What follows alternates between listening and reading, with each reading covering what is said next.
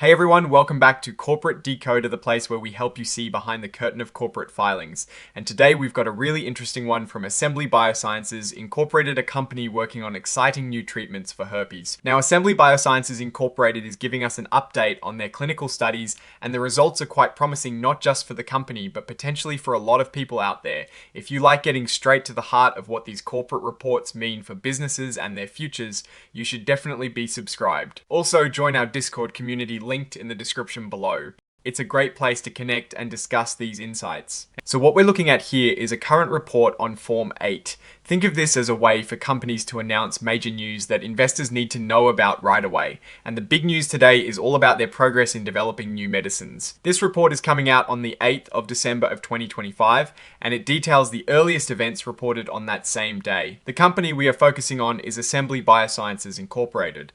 They are incorporated in Delaware. They trade on the Nasdaq Global Select Market under the ticker symbol ASM. This is their common stock we are talking about. Now, this first part is a bit of regulatory speak, but it basically means they are releasing important information to everyone at the same time so no one gets an unfair advantage. And what they announced is some really encouraging news from their clinical studies. They are developing two experimental treatments, AB-1179 and AB-5366, which are long-acting drugs designed to fight herpes simplex virus, specifically recurrent genital herpes. This is a big deal because existing treatments often require frequent dosing, and this new approach aims for less frequent dosing. The press release they put out shares early results from two different studies. For AB-1179, they looked at giving it once a week, and for AB-5366, they tried a monthly dose. They are also sharing safety information from earlier parts of the 5366 study. Let's dive into the actual results because this is where the story gets interesting. First up, AB-1179.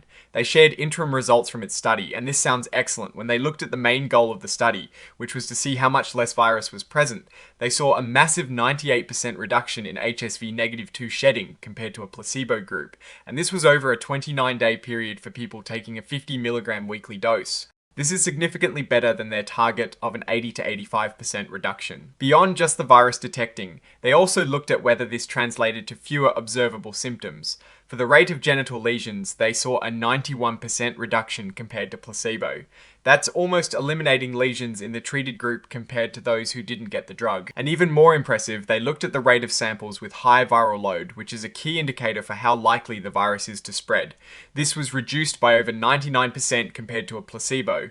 Imagine the impact this could have on transmission rates. Importantly, AB-1179 was found to be well tolerated by participants at doses up to 50 milligrams weekly. The way the drug behaves in the body, its pharmacokinetic profile, also supports this once weekly dosing. This means they are now moving forward with planning for phase 2 trials, which are larger studies. Now, let's look at AB-5366. This drug is also for recurrent genital herpes, and they are trying out monthly oral dosing. Building on earlier positive results from weekly doses, they released new information. In the monthly dosing group, they saw a substantial 76% reduction in HSV-2 shedding compared to placebo. While this is lower than the AB-1179 results, it is still a significant reduction. They noted that most of the positive results, meaning virus detection, happened in the later part of the month when drug levels were naturally decreasing. This suggests the drug is still working even as it is leaving the system. For the genital lesion rate, the monthly dose of AB-5366 showed an 88% reduction compared to placebo. Again, a very strong outcome. And for the high viral load samples, a surrogate for transmission, they saw an 81% reduction. They also reminded us of the results from a weekly 350 milligram dose of AB-5366, which showed a 94% reduction in virus shedding and a 97% reduction in lesions. The key takeaway here is that AB-5366 is also proving to be safe and well tolerated across different dosing levels, and its properties suggest it could work well for both weekly and even monthly treatments. This gives them flexibility in how they might bring this drug to market. And of course, no corporate filing is complete without listing the exhibits. Exhibit 99.1 is the press release we've been discussing, and Exhibit 104 is the interactive data file, which is basically a digital version for easier processing by regulators and systems.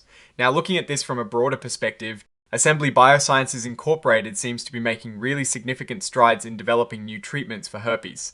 The interim results for AB-1179 are particularly striking, showing a remarkable reduction in viral shedding and lesions, far exceeding their own goals.